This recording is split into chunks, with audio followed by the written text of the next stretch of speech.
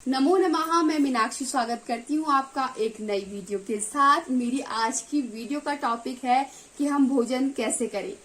तो बताते हैं आपको, ऋषि वाग्भट जी के अनुसार हमें भोजन सदैव नीचे बैठ करके करना चाहिए, यानी कि जमीन पर बैठ करके करना चाहिए और सुखासन में करना चाहिए। सुखासन यानी कि सुख पूर्वक बैठ करके हमें भोजन करना चाहिए। इससे आपके दो फायदे होते हैं। हमारे शरीर में जो जठराग्नि होती है वो बहुत तीव्र होती है, तो सुखासन में बैठने से वो एकदम सामान्य स्थिति में आ जाती है। साथ में हमारे शरीर की फ्लेक्सिबिलिटी भी बढ़ती है। और यदि आप डाइनिंग टेबल पर भोजन करेंगे तो आप आधे ही बैठ पाएंगे और आपकी फ्लेक्सिबिलिटी भी समाप्त होती रहेगी।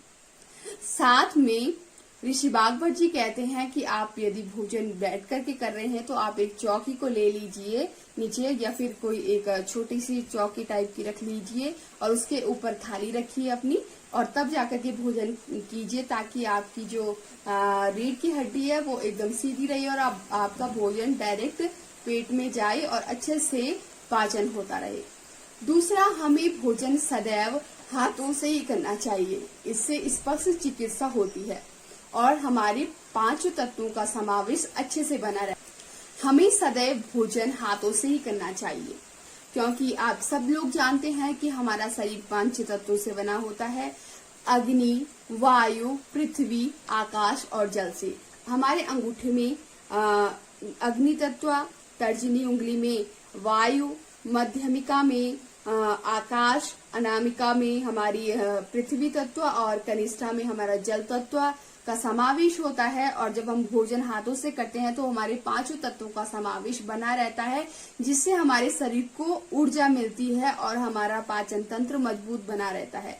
साथ में यदि हम भोजन करते हैं हाथों से तो हमारे शरीर में ऊर्जा का संचारण बहुत अच्छे से होता है। और साथ में यदि हम हाथों से भोजन करते हैं तो हमारी उंगलियां स्वतः ही यानी कि ये ज्ञान मुद्रा का समावेश अपने आप स्वयं हो जाता है, और ज्ञान मुद्रा हमारे शरीर को बहुत ऊर्जा देती है। साथ में काफी अनेक रोगों को ठीक करने में सहायक है।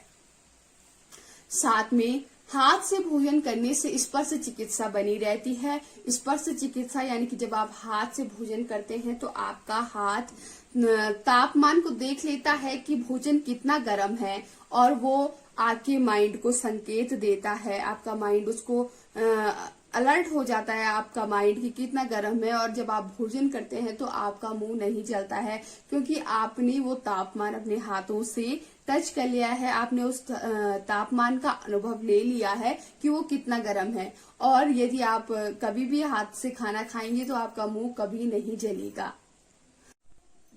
यदि आप हाथों से भोजन करेंगे तो आप अपनी स्वच्छता का भी ध्यान रखेंगे। आप खाने से पहले भी हाथ धोएंगे और खाने के बाद भी हाथ धोएंगे, तो आपकी स्वच्छता बनी रहेगी। साथ में भोजन पर आप ध्यान केंद्रित कर सकेंगे, और आप भोजन को यदि खाएंगे, एक निवाला आप 32 बार चबाएंगे तो आपका भोजन आपके शरीर पर लगेगा, आपको उचित ऊर्जा मिलेगी और आप दुबले पतले ना होकर के एक स्वस्थ व्यक्ति बनेंगे।